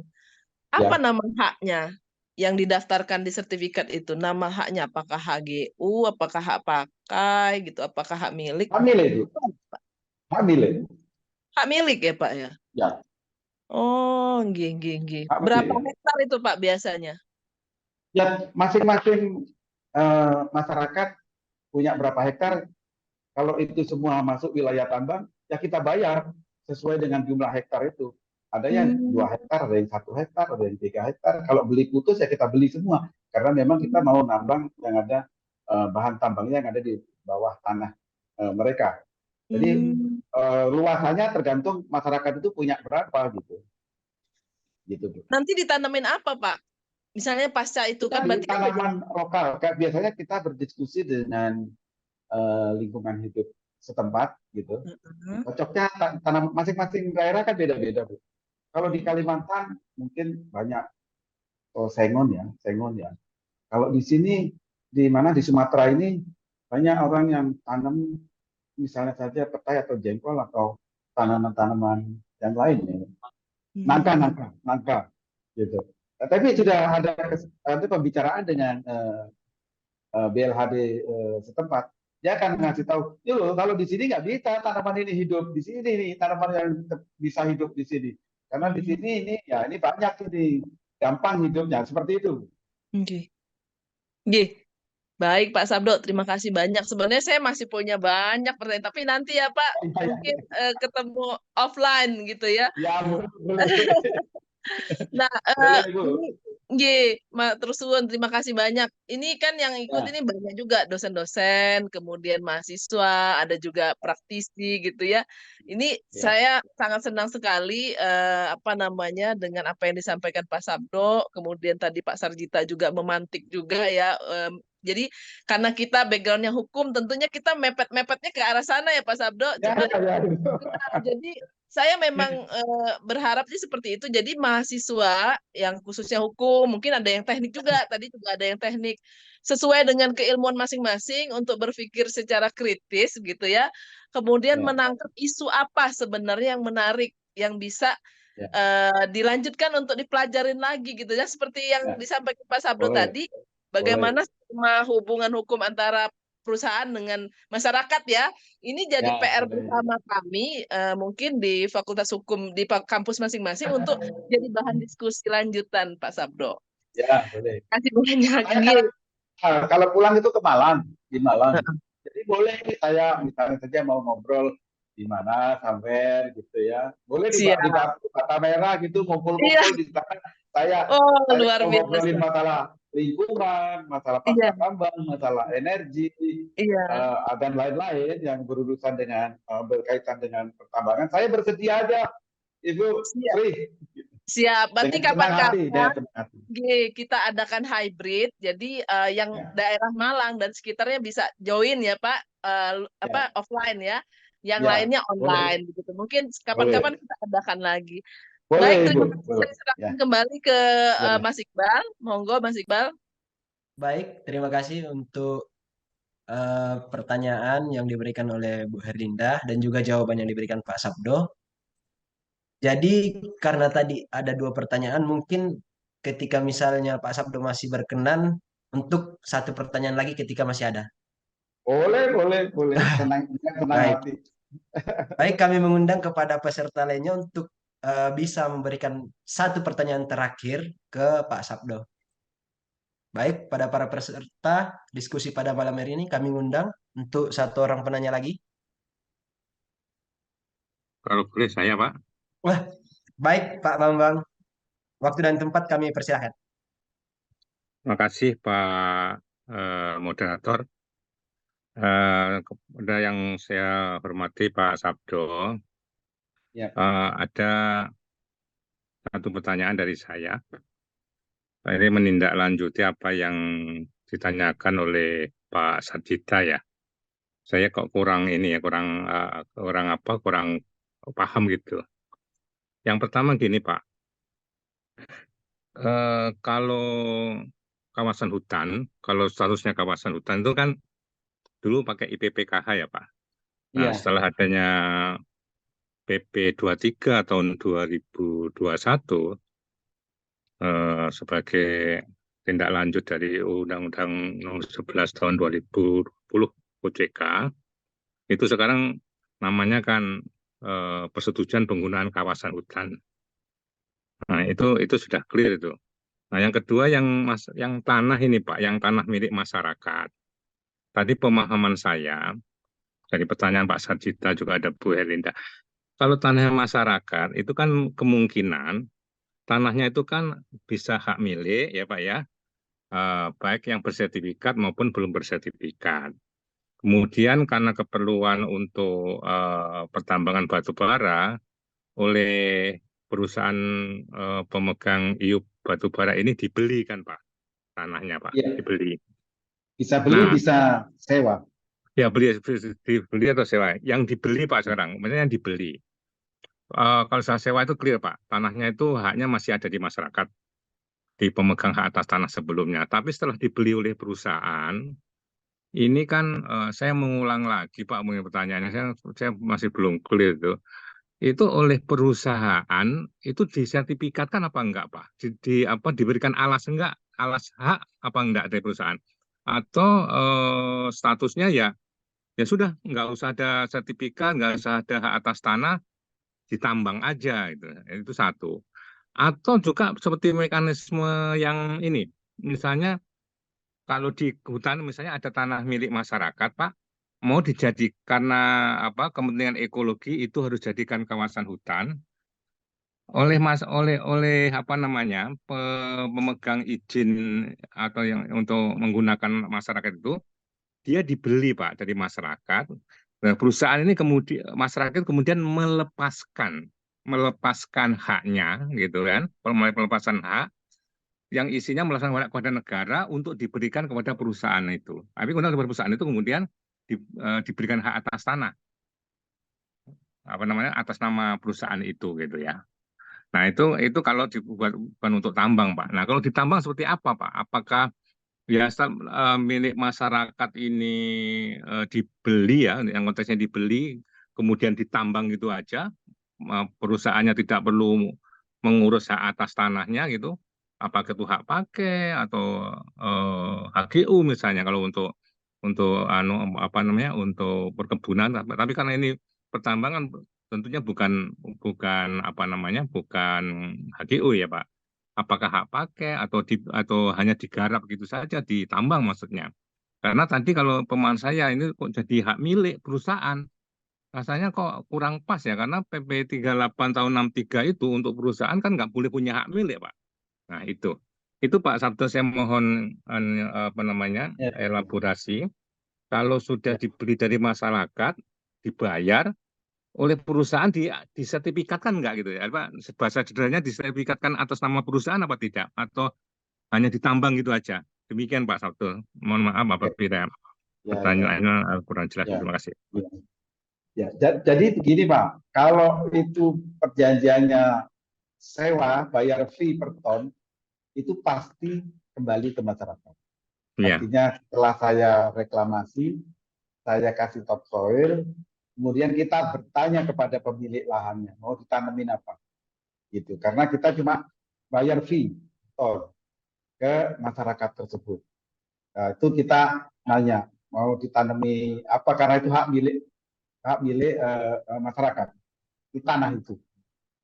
Tetapi kalau pemilik tanah itu nggak mau sistem fee dan dia mau jual lepas, itu sama seperti bahwa jual beli seperti biasa. Jadi perusahaan beli kepada masyarakat dan itu menjadi hak milik perusahaan karena memang sudah dijual tanah tersebut kepada perusahaan tambang. Dan perusahaan tambang itu ada yang mensertifikatkan, ada yang tidak. Karena kadang-kadang perusahaan tambang itu sudahlah tanah itu saya sudah nambang, sudah itu, saya yang penting itu dijaga aja lah aset punya perusahaan itu, kita tanami dengan angka, nanti masyarakat mau ngambil buahnya ya numpuk aja, tapi hak kepemilikan tanahnya masih punyaan perusahaan gitu. Jadi hak masyarakat sebelumnya karena sudah menjual lepas, itu kembali berubah hak kepemilikannya ke perusahaan gitu. Seperti itu Pak yang terjadi. Oh, ya. Tapi kalau zaman dahulu kala, zamannya Pak Harto, ini agak berbeda. Kebanyakan masuk wilayah lahan negara, gitu, punya negara, hutan. Dulu pemerintah perusahaan belinya ke negara, tapi bayarnya murah banget, disetujui oleh negara, tapi kembalinya ke negara dalam bentuk reklamasi yang sesuai dengan keinginan negara. Itu zaman dahulu. Karena sebagian besar lahan pertambangan itu di wilayah-wilayah area lahannya milik negara. Seperti itu, tetap kembali kepada negara. Kalau sekarang ini tambang itu bisa di mana-mana, Pak. Bisa dimiliki masyarakat, ini sawah juga ada, Pak. Sawah. Jadi di bawahnya sawah itu ada tambangnya, ya kita beli. Masyarakat maunya apa? Kalau masyarakat maunya bayar fee per ton, ya kita ikuti gitu. Tapi kalau maunya dijual, ya terpaksa kita beli gitu. Dan kembalinya nggak sawah lagi gitu, Pak. Kembalinya itu. Seperti itu, Pak. Oh.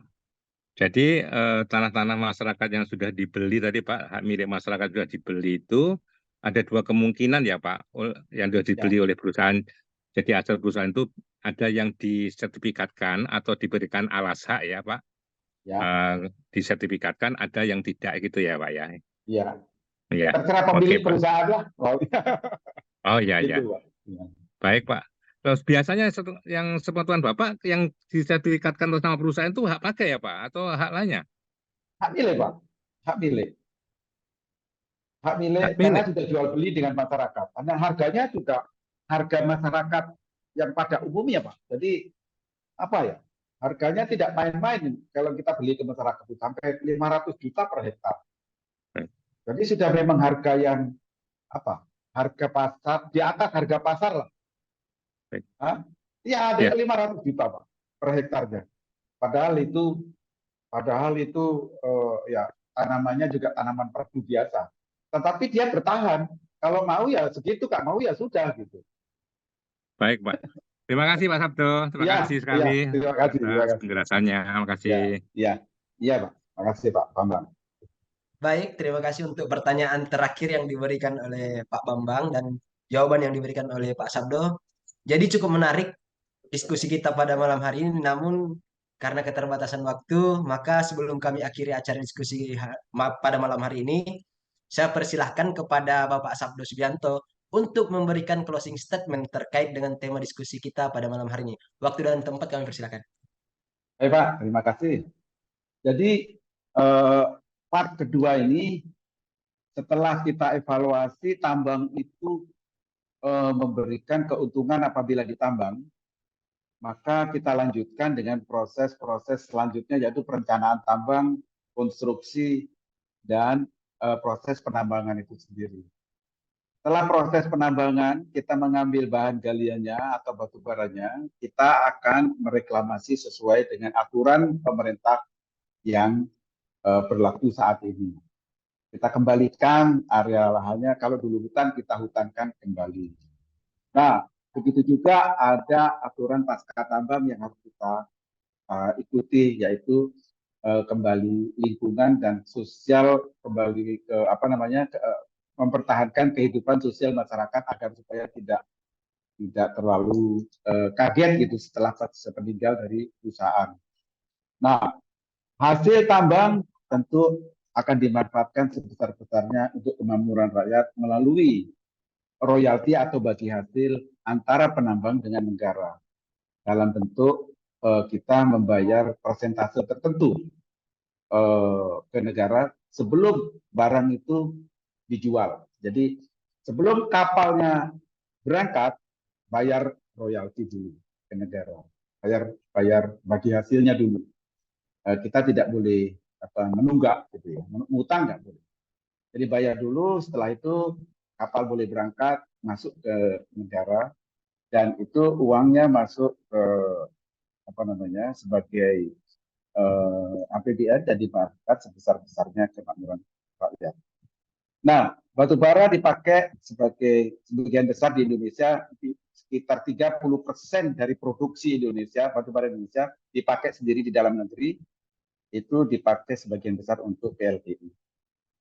Nah, itu kira-kira yang bisa saya sampaikan. Kesimpulannya bahwa bahan tambang ya dijalankan oleh pemerintah sesuai Undang-Undang Dasar 45 Pasal 33. Terima kasih. Baik. Wassalamualaikum warahmatullahi wabarakatuh. Waalaikumsalam warahmatullahi wabarakatuh. Baik, terima kasih untuk closing statement dari tema diskusi kita pada malam hari ini. Alhamdulillah rangkaian acara diskusi kita pada malam hari ini telah selesai. Yang telah dibagi atas 2 part tentang tata cara perizinan dan aktivitas tambang. Di part 1 itu Desember dan part 2 ini telah selesai pada malam hari ini. Semoga apa yang disampaikan oleh pemateri pada malam ini bisa bermanfaat sebagai pengetahuan dan kesadaran kita semua bahwa penting memahami tata cara perizinan dan aktivitas tambang. Kami ucapkan banyak terima kasih kepada Pak Sabdo atas bersedianya Bapak meluangkan waktunya untuk membagikan pengetahuannya. Kemudian para peserta yang bertanya, yang berdiskusi pada malam hari ini untuk meluangkan waktunya untuk hadir mengikuti diskusi pada malam hari ini. Untuk mengucapkan rasa syukur dan tanda berakhirnya acara diskusi kita pada malam ini, marilah kita panjatkan doa. Izinkan saya selaku moderator membacakan doa kafaratul majelis. Bismillahirrahmanirrahim. Subhanakallahumma wa bihamdika asyhadu an la ilaha illa anta astaghfiruka wa atubu ilaik. Demikian acara diskusi pada malam hari ini. Saya selaku moderator memohon maaf jika adanya kesalahan saat berlangsungnya diskusi pada malam hari ini. Sekian dari saya, kurang dan lebihnya mohon dimaafkan. Wassalamualaikum warahmatullahi wabarakatuh. Waalaikumsalam. Waalaikumsalam warahmatullahi wabarakatuh.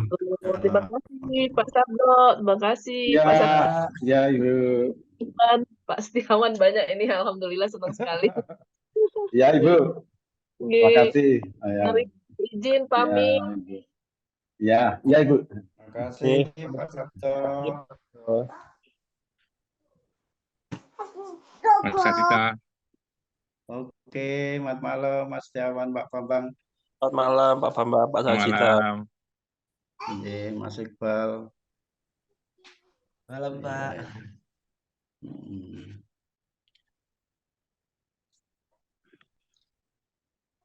Tema bulan depan tentang apa Mas Iqbal?